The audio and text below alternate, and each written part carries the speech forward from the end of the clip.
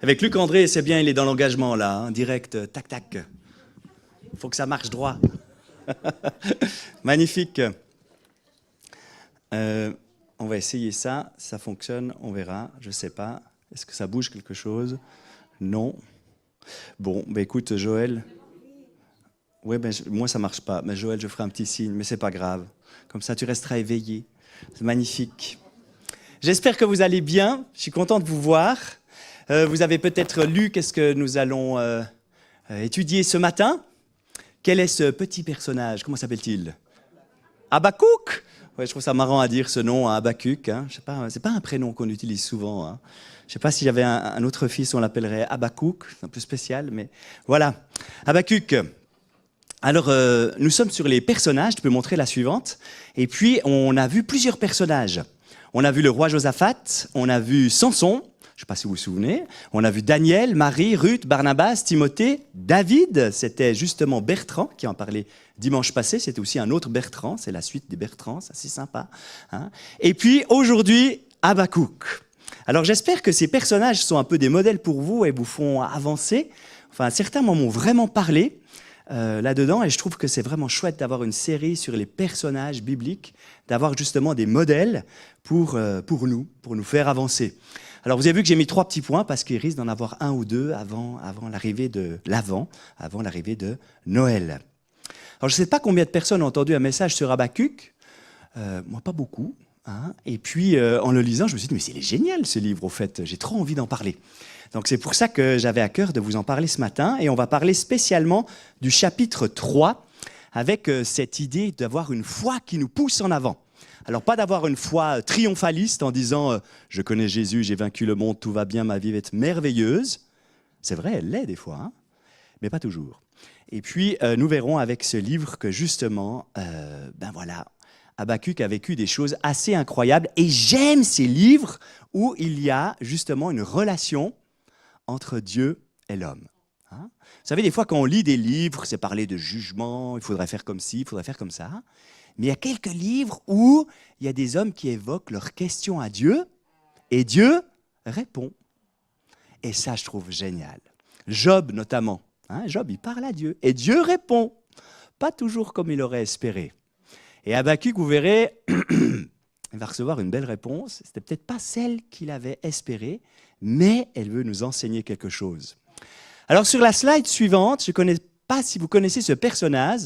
C'est une image qu'on utilise. Alors, encore une, s'il te plaît. C'est celui de Charles Blondin. Vous connaissez ce monsieur? C'est le siècle passé. Ah, bah, peut-être toi, tu connais. Hein, ouais, ok. 19e siècle. Hein. C'est un Français qui vient du Pas-de-Calais, qui était extrêmement brillant pour marcher sur une corde. Il était funambule. Incroyable. Et à l'âge de 9 ans, pour vous dire, il a déjà lancé sa carrière. Vraiment doué, hein? Et il a fait des spectacles un peu partout en Europe. Et à l'âge de 27 ans, donc bien des années après, il allait aux États-Unis. Et là, patatras, il découvre les chutes du Niagara. Il s'est dit, oh, ça c'est un défi à ma hauteur. Je vais mettre une corde et je vais traverser les chutes du Niagara sur cette corde. Et donc tu vois qu'évidemment, il y a un précipice, n'est-ce pas, en dessous? Je ne sais pas si vous avez déjà vu des chutes d'eau. Moi, rien qu'aller voir les chutes du Rhin à à Schaffhouse. Hein, excuse-moi, merci. On voit que c'est déjà très impressionnant. Lorsqu'on est près de la vague, qu'on reçoit l'écume en pleine face, c'est waouh! Et là, il décide donc de traverser les chutes du Niagara. Et il a un manager avec lui qui l'encourage, il s'entraîne, il commande une longue corde ou un câble. Et il va donc faire un spectacle. Et il dit, je vais même aller plus loin, parce que vous savez, il était capable de faire certaines choses. Vous avez vu, là, il mange même sur sa corde. C'était vraiment incroyable, cet homme. J'ai vu des photos où il était la tête en bas, les yeux bandés. Enfin bref, quelqu'un d'hors norme pour marcher sur une corde. C'est assez incroyable. Et puis, donc, il décide de dire, je vais prendre une brouette. Alors, merci à Luc André Clara d'avoir prêté sa brouette. Et puis, il va traverser avec une brouette sur la corde. Et puis, toute son équipe lui dit « Hey, mais tu pourrais prendre quelqu'un dans la brouette. » Ah, ça, c'est un bon défi. Je vais faire ça. Alors, il fait le spectacle. Il s'entraîne évidemment pour ça. Il fait la première traversée. Tout le monde acclame « Waouh, c'est fantastique, c'est génial. » Alors, il dit « Je vais refaire la traversée avec une brouette vide. » Elle refait la traversée. « Oh, mais c'est merveilleux. » Puis il dit « Bon, maintenant, Est-ce que quelqu'un veut venir dans la brouette? Personne. Mais est-ce que vous pensez que je peux le faire? Est-ce que je suis capable de pouvoir le faire avec cette brouette et d'emmener quelqu'un de l'autre côté des chutes du Niagara? Oh ouais, t'es capable. Qui veut venir donc? Personne. Est-ce que vous pensez que j'ai la foi d'y arriver? Ouais, tu vas le faire. Mais qui est volontaire? Pour finir, il y a une main un peu tremblante qui se lève, et au fait, c'est le manager qui lève la main. Bon, je suis volontaire. Peut-être qu'il connaissait mieux Charles que les autres, il savait de quoi il était capable, et il a donc traversé les chutes du Niagara dans la brouette, au-dessus des chutes, sur une corde. Tu peux montrer la suivante. Et ils ne sont pas tombés, dit l'histoire, hein, puisqu'il a refait ça plusieurs fois. Et une fois qu'évidemment, ils avaient vu qu'il était capable de le faire, eh bien, il y en a d'autres qui avaient envie d'y aller également. Mais il a fallu bien que quelqu'un commence. Et on voit cette histoire, moi je la trouve excellente, parce qu'on voit que c'est l'appel justement de la foi. D'oser traverser un gouffre, un précipice. Alors nous aussi, des fois, on a un précipice ou un gouffre qui est devant nous, n'est-ce pas? Ça peut être des épreuves difficiles, des circonstances difficiles, des pertes. Et parfois, le sol sur lequel on s'appuie, on a confiance, eh bien, il se dérobe un peu. Il peut y avoir parfois où on est vraiment surpris par des relations, on est déçu par des amis, par la famille, par le travail, par des habitudes bouleversées, des maladies qui handicapent, des pertes, des complications inattendues. Et on perd le contrôle. Et des fois, vis-à-vis du gouffre, on sait que Jésus nous dit « Continue à avancer, fais-moi confiance ». Mais ce n'est pas sûr, ce n'est pas facile de se lancer. Et parfois, il y a des gouffres, ça prend des années à traverser. Où on est en face de la difficulté, on dit « Oula, ça, c'est pas pour moi. Moi, j'ai déjà trop traversé de trucs difficiles. Moi, je m'arrête là, c'est déjà bien là. Je n'ai pas envie d'aller plus loin. C'est trop pour moi, c'est trop compliqué. Je sais que je devrais continuer, mais dans ma partie de vie, pour l'instant, je n'ai pas envie de le faire. » Et c'est là que le petit prophète, alors on dit petit prophète parce qu'il écrit un petit texte, c'est que 3 chapitres, mais je ne pense pas qu'il était petit. Hein. Il n'était pas petit en taille, il n'était pas petit parce qu'il n'était pas important, il est juste petit parce qu'il avait peu écrit. C'est vrai, comparé à Jérémie, Ésaïe ou Ézéchiel, le pauvre que 3 chapitres, c'est lamentable. Hein. Les autres ont écrit beaucoup plus. Mais Habakkuk, à ce moment-là, nous fait vraiment avancer. Et il dit justement un verset particulier, peut-être que vous connaissez, tu peux le mettre, c'est la suivante. Le juste vivra par la foi. Le juste vivra par la foi. Et c'est la conclusion du chapitre 2 d'Habakkuk, parce que le chapitre 3 est un petit peu différent. Habakkuk commence par poser une question à Dieu. Cet Habakkuk ne juge pas son peuple comme l'ont fait les autres prophètes. Il parle à Dieu de sa lutte intérieure. Et il dit, Dieu est-il bon alors qu'il y a tant de mal dans le monde? C'est assez moderne comme question, vous ne trouvez pas? Je vous la repose. Dieu est-il bon alors qu'il y a tant de mal dans le monde? C'est totalement actuel. Habakkuk cherche à attirer l'attention de Dieu sur l'injustice. Qu'est-ce qui se passe à ce moment-là? Le peuple d'Israël où vit Habakkuk, Jérusalem, le peuple de Juda, est corrompu. Il ne suit plus justement ce que Dieu voulait pour son peuple. C'était un peu la catastrophe. Et Habakkuk dit, « moi je suis là, et Dieu, j'aimerais faire quelque chose, je prie, je suis là, utilise-moi. » Et Dieu répond, « Ouais, mais je ne vais pas t'utiliser. Au fait, ton peuple, il va être jugé. Les Babyloniens vont venir, et ils vont tout détruire. » Tu peux mettre la suivante. Quoi? Mais quoi? C'est pas possible. J'ai repris cette image, peut-être vous connaissez ce site extraordinaire qui reprend tous les livres de la Bible en faisant des dessins. Quoi? Mais Babylone, mais c'est pire qu'Israël. Franchement, je sais que nous on n'est pas bons, mais Babylone, ils sont affreux. Tu vas pas faire venir les Babyloniens pour juger notre peuple. Si on essaie de s'imaginer un petit peu, c'est comme si je vous laisse imaginer une nation pire que la nôtre. Vous en avez trouvé une? Ne la dites pas, hein, s'il vous plaît. Hein.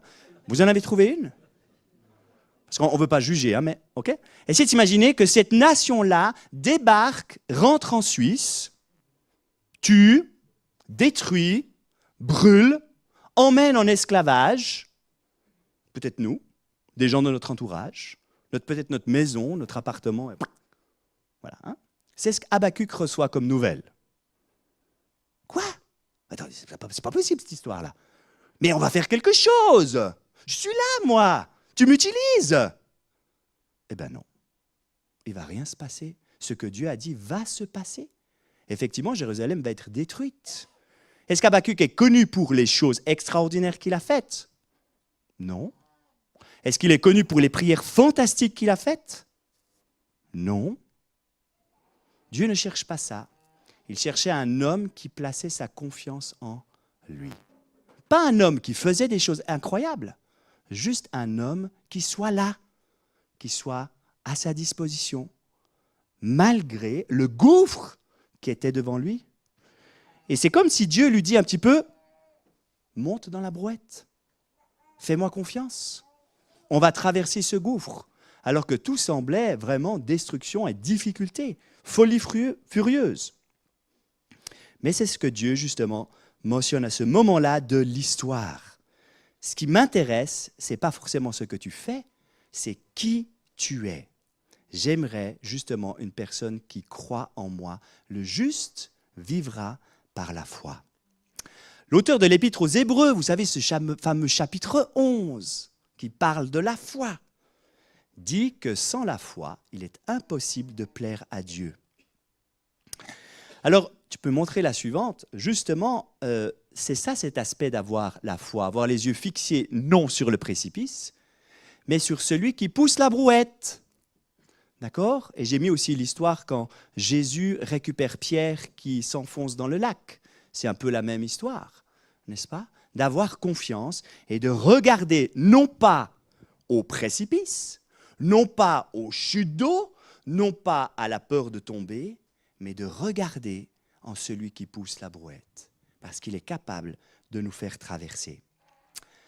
Alors si vous êtes d'accord, maintenant que vous êtes bien dans le contexte d'Habakkuk, on va regarder au chapitre 3, et Habakkuk va nous rappeler 5 merveilles de Dieu. Alors on va en voir que 3, je vous laisse découvrir les 2 dernières si vous avez envie, et puis si vous voulez les connaître, je vous l'explique volontiers, mais ça ne prend pas simplement de temps, donc je vais en voir 3 avec vous. La première, c'est que Dieu est le maître du temps. C'est le verset 1 et 2. Prière du prophète Habakkuk sur le mode des complaintes. Chapitre 3 est un petit peu différent. Éternel, j'ai entendu ce que tu as annoncé, je suis saisi de crainte. Accomplis ton œuvre dans le cours des années éternelles. Dans le cours des années, fais-le connaître. Mais dans ta colère, souviens-toi de ta compassion. Alors on commence par cette complainte, avoir les yeux fixés sur l'Éternel. Je ne sais pas si vous savez combien de fois l'expression « avoir foi en Dieu » apparaît dans l'Ancien Testament. En fait, une seule, c'est dans Habakkuk. D'accord? Toutes les autres, dans l'Ancien Testament, c'est toujours l'expression « vivre dans la crainte de Dieu ». Ça peut-être, ça vous dit quelque chose. Vivre dans la crainte de Dieu. C'est de reconnaître, pas forcément la crainte, la peur, hein, mais c'est de reconnaître la présence de Dieu, c'est reconnaître la réalité de sa parole, de ses promesses et des accomplissements de ses jugements aussi et de son œuvre.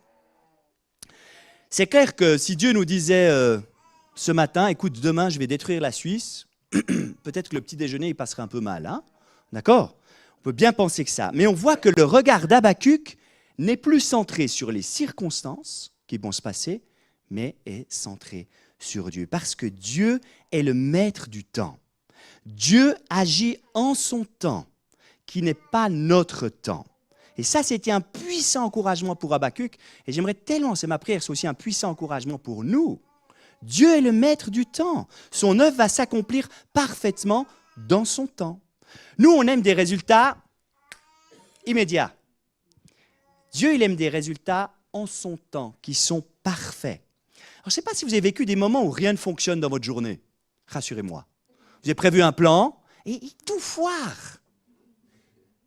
Moi, j'ai vécu un moment là, je me réjouissais. Vous savez peut-être que je suis aumônier à l'armée. Je dis, j'ai enfin un moment où je peux aller les voir. Mercredi après-midi, j'y vais, youpi, je suis content. On m'a dit qu'ils étaient là, j'arrive. C'est souvent comme ça à l'armée. Ah non, ils sont partis, ils reviennent dans 3 heures. 3 heures? Mais frustration, colère. Je suis venu exprès, je me suis habillé, je suis prêt. Allô? Ben non, ils ne sont pas là. 3 heures à attendre. Alors bon, je me suis dit, il faut bien que j'essaie d'utiliser ce temps. Je ne vais pas rentrer à la maison 40 minutes et repartir 40 minutes de voiture, c'est un peu stupide. Et là, le temps était parfait. Dieu est le maître du temps. J'ai rencontré le major que j'ai jamais réussi à rencontrer. Il avait le temps, on a bu un café, 1 heure de discussion. Je suis allé voir l'adjudant qui est responsable de la formation, je ne pouvais jamais le voir. Là, il avait le temps, un café, 1 heure de discussion. Et puis, je me suis dit, je vais aller voir l'infirmerie et le médecin, parce que normalement, je ne peux jamais les voir, continuons sur cette belle lancée. Ils avaient le temps, 1 heure de discussion, un café. J'arrive et j'ai vu les recrues. Mais voilà, c'est juste... Et depuis là, j'avais déjà lu Habakkuk, je me suis dit, mais j'aimerais changer mon regard et commencer à voir, peut-être que c'est Dieu qui est vraiment le maître du temps. Et ce n'est pas moi qui veux faire mon plan. Et être disponible pour les personnes à rencontrer. Parce que les 3 personnes que j'ai rencontrées, on a eu de très bonnes discussions et certains avaient soif de l'évangile. Loué soit Dieu. Hein? Et être disponible pour ça. Je voulais une solution immédiate, mais Dieu avait une solution parfaite. Et c'est vrai, il y a toujours une raison. On ne la voit pas toujours immédiatement. Il avait une raison pour la destruction d'Israël. C'était compliqué pour les habitants à cette période-là de voir la raison. Mais il a une raison. Et on dit souvent ce verset que toute chose concourt au bien de ceux qui aiment Dieu, n'est-ce pas? Des fois, on le dit un peu vite. Mais Dieu a son temps. Peut-être ce sera maintenant, peut-être ce sera plus tard, ou peut-être ce sera à la fin des temps. On ne sait pas. Mais Dieu est maître de cela. Il a une solution pour nous. Mais parfois, quand on est dedans, ça picote un peu. Hein. Deuxième merveille de Dieu, tu peux mettre la suivante. Dieu est glorieux. Alors, on va lire le verset 3 et 4. Dieu vient de Théman, le saint vient des monts de Paran. Pause. C'est marrant, des fois, c'est pause. Alors, c'est quoi Théman et Paran? Lorsqu'on est à Jérusalem, ce sont des lieux qui sont à l'est. Je ne sais pas, je montre à gauche, mais peut-être c'est à droite, j'en sais rien, mais à l'est. Okay. Et à l'est, vous savez tous qu'à l'est, normalement, c'est là que le soleil se lève. Hein. Voilà, se lève là. Et pour les Juifs, à cette époque, et encore maintenant, un jour, ce ne sera pas le soleil qui va se lever, mais le Messie va venir. Et il va venir à l'est. Et donc, lorsqu'il cite ces 2 lieux, Habakkuk, il fait une petite pause. N'oubliez pas le contexte dans lequel il est, n'est-ce pas? Sa ville va être détruite. Mais un jour, le Messie va venir et il viendra de l'est. Et là, il fait une petite pause. Waouh! Ah, il va avoir quelque chose qui va venir. Ça va être glorieux. Et tu peux mettre la suivante. C'est marqué, sa majesté couvre le ciel et sa gloire remplit la terre. Tu peux mettre la suivante. Lorsqu'on parle de la terre, vous êtes d'accord, le soleil, il éclaire que la moitié de la terre. Hein?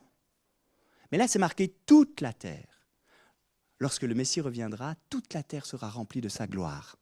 Et il fait aussi il met les 2 choses ensemble avec le soleil. Alors c'est vrai que lorsqu'on regarde le soleil, ça c'est la boule orange. Je crois que c'est Jupiter, Saturne, Neptune et Uranus. Puis les petites billes qui sont là, ça devrait être la Terre. Et il est dit, c'est les scientifiques qui le disent, hein, moi je ne me suis pas amusé à calculer cela, mais que l'on peut mettre 1 300 000 fois la Terre dans le soleil. C'est gros, hein? C'est pas mal, hein? Et puis, en fait, Dieu est bien plus que cela. Et pour ceux qui connaissent l'univers, vous connaissez qu'il y a des étoiles bien plus grandes que le soleil. Et Dieu est bien plus grand que cela. Il est plus haut que cela. Et voilà pourquoi Habakkuk fait une petite pause. Mais la lumière, vous êtes d'accord, c'est la délivrance, la lumière. Un jour, Dieu va rafraîchir, va délivrer, et c'est pour ça qu'Habakkuk regarde à Dieu, cela lui fait du bien. Et au verset 4, tu peux mettre la suivante, c'est comme l'éclat de la lumière, des rayons partent de sa main, là réside sa force. Un jour, le Messie va venir, et il a une lumière incroyable. Alors monte dans la brouette. Pourquoi as-tu peur? C'est noté là, il y a des rayons qui partent de sa main. Monte dans la brouette. Bertrand, t'as peur de quoi? Je sais pas vous, mais des fois, quand je dois faire un truc qui me fait un peu peur, je fais plein de trucs avant. Vous faites la même chose? Je vais vite regarder une petite vidéo, je vais vite faire un petit machin, en attendant, un peu plus tard. Mais nous avons un Dieu de lumière. Et on peut vraiment lui faire confiance et ne plus avoir peur. Et repenser à Habakkuk, alors que sa ville allait être détruite. Et regardez à Dieu. Et vous verrez, le dernier passage d'Habakkuk, c'est incroyable. Dernier verset. Troisième merveille, c'est déjà la conclusion. Troisième merveille, c'est celle d'avant. Voilà, Dieu est puissant. Devant lui avance la peste et la fièvre marchent sur ses traces. Même la peste. Souvent, quand on parle de la peste, ce n'est pas quelque chose de très positif. J'ai regardé un petit peu dans l'histoire. Et en France, qui est notre petit voisin, entre 1347 et 1352, ça nous fait que 5 ans. En 5 ans, la peste noire a tué 41% de la population. À cette époque, ils étaient 17 millions de personnes en France et 7 millions sont mortes. Boum. La peste. On oublie des fois l'histoire. On peut penser aussi aux plaies d'Égypte. La peste qui était sur les animaux et sur les gens. Dieu est maître de la peste. Il est maître donc de la maladie. Et au verset 6, il est dit, il s'arrête et de l'œil il mesure la terre, il regarde et fait trembler les nations, les montagnes éternelles se brisent, les collines anciennes s'abaissent, à lui les sentiers d'autrefois. Quand on regarde notre beau Jura, ou quand on regarde nos Alpes, on se dit, waouh, ça c'est des beaux gros morceaux de cailloux, ça va tenir, ça fait quand même quelques années qu'ils sont là, ça ne va pas partir quand même. C'est du solide. C'est suisse, made in Switzerland. Non mais, on se dit, c'est solide. Mais voilà, on découvre que pour Dieu, les montagnes, pas de problème. Il peut changer cela. Il a cette puissance-là. Et le texte continue, il y a 2 autres merveilles, justement, il parle des ennemis. Enfin bref, si ça vous intéresse, vous pouvez continuer le texte de Habakkuk, chapitre 3. Alors on arrive à la conclusion. Justement, je trouve que c'est un passage très poétique et magnifique. Habakkuk n'est pas aveugle, il n'est pas fou. Il a compris ce qui va se passer. Il sait que tout va être détruit. Peut-être que des gens de sa famille vont être tués, peut-être des gens de sa famille vont être emmenés en esclavage, peut-être même lui va perdre la vie, peut-être sa maison va être détruite. On peut imaginer plein de choses. Il ne le savait pas, mais il savait que ça allait arriver. Et à la fin, tout à la fin, il dit justement ce passage qui est au verset 18, qui dit « Mais moi, je veux me réjouir en l'Éternel, je veux être dans l'allégresse à cause de mon salut. L'Éternel, le Seigneur est ma force, il rend mes pieds semblables à ceux des biches et me fait marcher sur, alors j'ai fait une petite faute, sur les hauteurs. Mes hauteurs, c'est un petit peu égoïste. Les hauteurs. Ah, c'est mes hauteurs? Ok, merci. Bon, j'ai pas fait de faute. Alors tout va bien. C'est incroyable qu'il puisse terminer comme cela. Être dans l'allégresse. Alors littéralement, je n'ai pas fait de l'hébreu, mais on a des sites qui nous aident énormément à cela. L'allégresse, ça veut dire tourner de joie. C'est un peu la danse de la joie. Okay, je suis dans l'allégresse. Youpi, je vous la refais une fois. Voilà. L'allégresse. Merci. L'allégresse. Habakkuk reçoit ces nouvelles et il dit, moi je vais être dans l'allégresse. Il a envie de danser parce qu'il a vu son Dieu. Et il a vu son Dieu, il est merveilleux. Et Christine, quand tu as choisi tes chants, je me suis dit, c'est vrai, il est merveilleux, tu as choisi un chant exactement comme ça.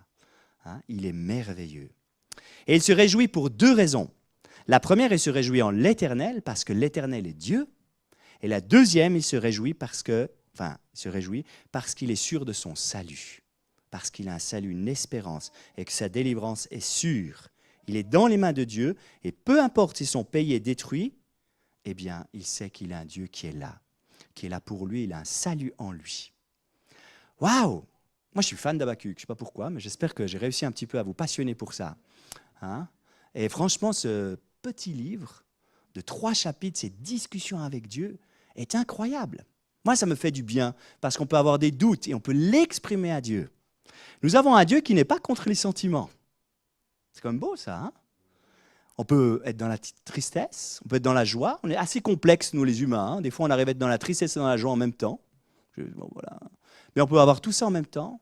On peut pleurer avec ceux qui pleurent, être dans la joie avec ceux qui sont dans la joie, et avoir cette relation avec notre Dieu créateur qui est plus grand que le soleil, plus grand que plein d'autres choses, et en qui on peut vraiment lui faire confiance. Dans la suivante, j'ai mis une citation d'Hudson Taylor, peut-être vous connaissez, au niveau de la Chine, missionnaire, qui a dit « Nous n'avons pas besoin d'une grande foi, mais d'une foi dans un grand Dieu ». Et je trouve qu'elle est encourageante, justement, cette citation. Nous avons effectivement un Dieu qui est victorieux du monde et par la foi en lui, nous pouvons partager cela. Nous sommes réellement victorieux en lui. Amen. Amen. Alors bon, j'ai pas mal abusé avec ma brouette, je la trouve très jolie d'ailleurs, mais cette image, si vous pouvez la garder, montez dans la brouette, et encore une fois, de ne pas regarder à ce qui est en bas, mais à celui qui pousse la brouette. Et combien sa puissance est extraordinaire et combien il le fait bien, parce qu'il reste toujours le même. On prie ensemble? Ça vous va? Seigneur, je te remercie pour ce texte d'Habacuc que tu nous donnes. Je te prie également pour notre Église. Peut-être certaines personnes ont buté sur le même obstacle pendant des années, un péché qui est sans victoire, une épreuve qui a généré de l'amertume, une relation abîmée, du doute peut-être tout simplement, Père Céleste. Et Seigneur, nous, avec foi, nous voulons te suivre et te faire confiance et avoir les regards fixés sur toi. Malgré la difficulté, nous sommes dans une période où peut-être on peut avoir peur de l'avenir, mais nous savons que toi, tu es éternel et que c'est toi qui diriges toutes choses. Loué sois-tu. Amen.